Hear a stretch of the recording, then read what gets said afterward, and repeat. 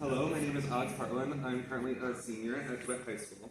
And firstly, I want to thank you guys for the opportunity to speak.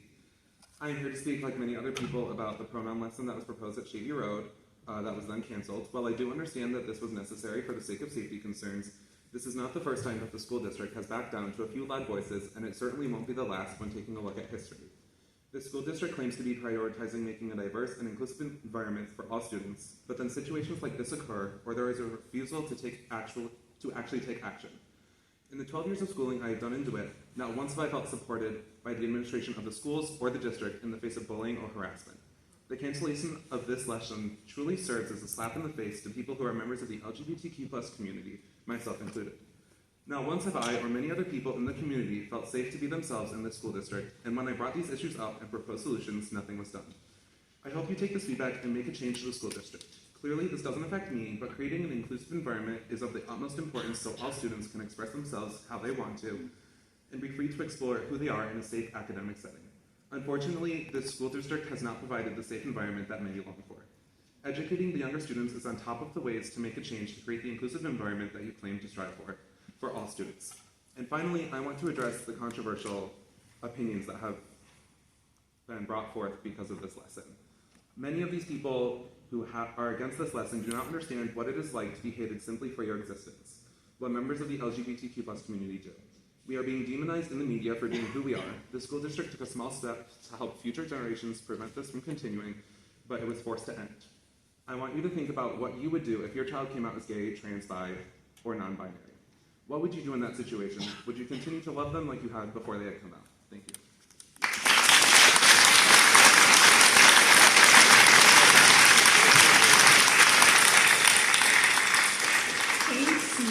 Casey Garcia.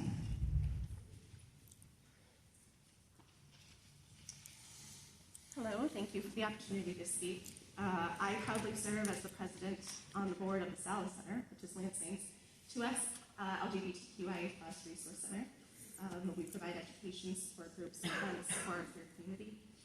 And when we heard the news of this lesson being canceled, we were very disappointed.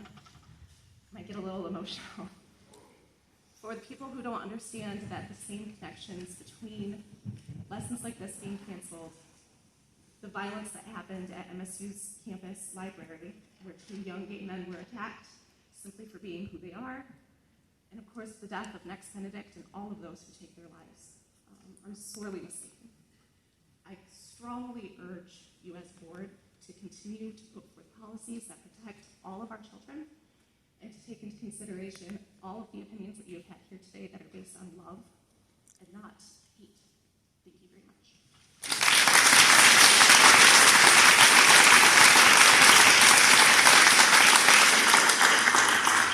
Andrea Ryan.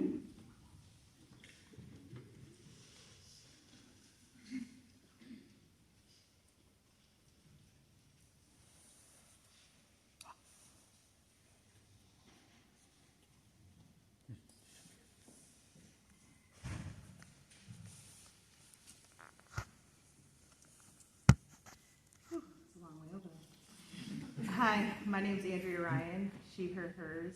I'm a DeWitt resident and also the co-founder of the St. John's Call-In Coalition.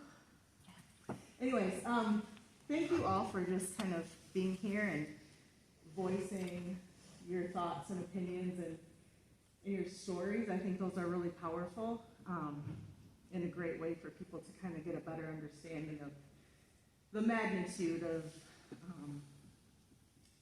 inclusivity, you know.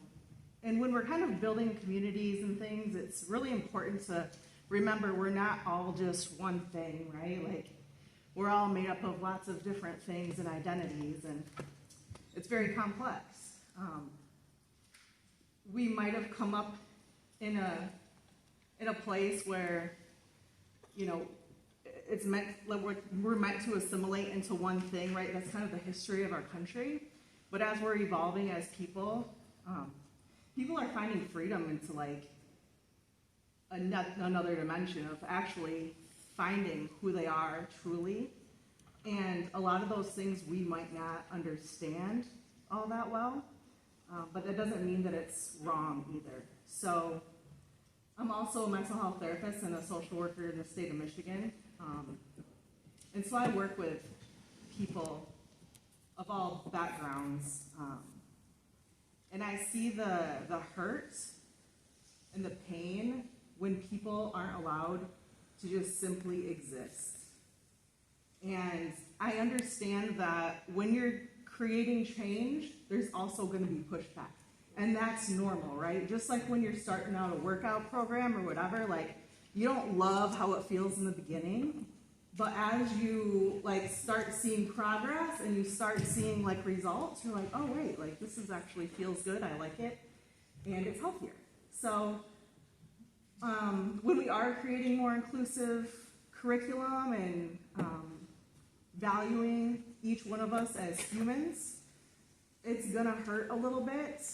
And just remember, like, it's worth it, because literally, like, people's lives are at stake, right? Like, it goes beyond the fear.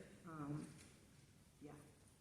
And I feel like I had one more thing, and I don't know where it went, but anyways, thank you, and I appreciate your hard work. Thank you.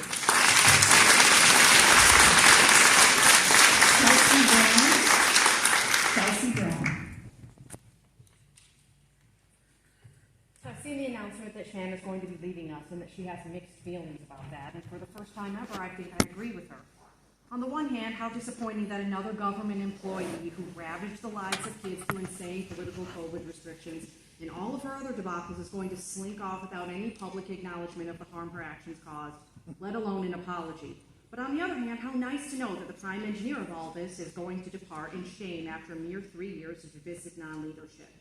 I'm sure many of you will praise and thank her for a job well done, as you have in the past, despite rampant learning loss and several self-inflicted negative stories in the press that make DeWitt as a whole look like a clown show. Recently, we made the news again because Shanna sent home a letter pretending to ask for permission to teach a pronoun lesson that had actually already been ongoing for months. She did a lot of posturing about kindness and inclusion, but the truth is, teaching 7-year-olds to lie at the command of an adult to protect someone else is abuse. And when those lies and abuse are over a sexualized issue, there's a word for that too, grooming. Be careful though, Shanna calls the cops on people who dare to say that. Now, if there are children having tough feelings, everyone sympathizes with that. But the solution is not and cannot be for a public school to tell other kids that they have to lie about it. To anyone paying attention, it isn't surprising that the final scandal of Shanna's Clown World tenure would involve teaching kids to lie. Lies mean nothing to her. In case anyone needs a reminder, Shanna lied about who is issuing COVID quarantines. She lied about visitor policies. She plotted with other administrators to twist a community survey to say what she wanted it to say. She oversaw and then pretended to be shocked about the wasteful dumping of brand new books and teaching a song about wokeness to first graders.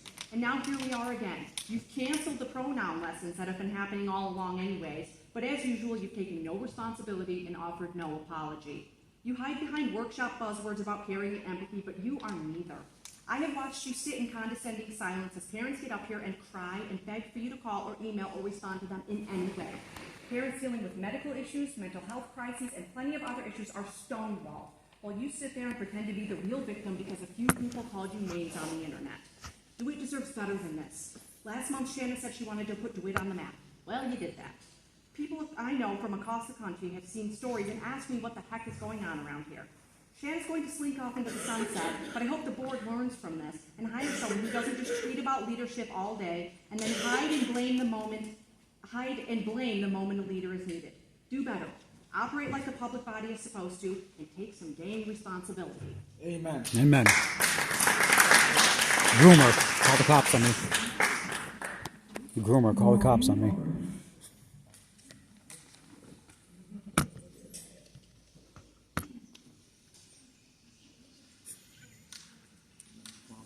Somebody call the cops on me if I call a groomer.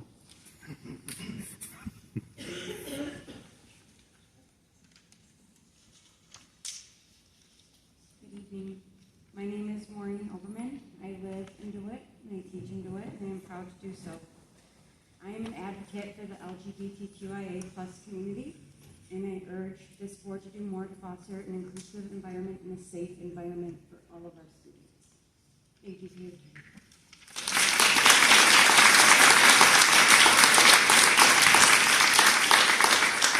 Alicia Vettinger.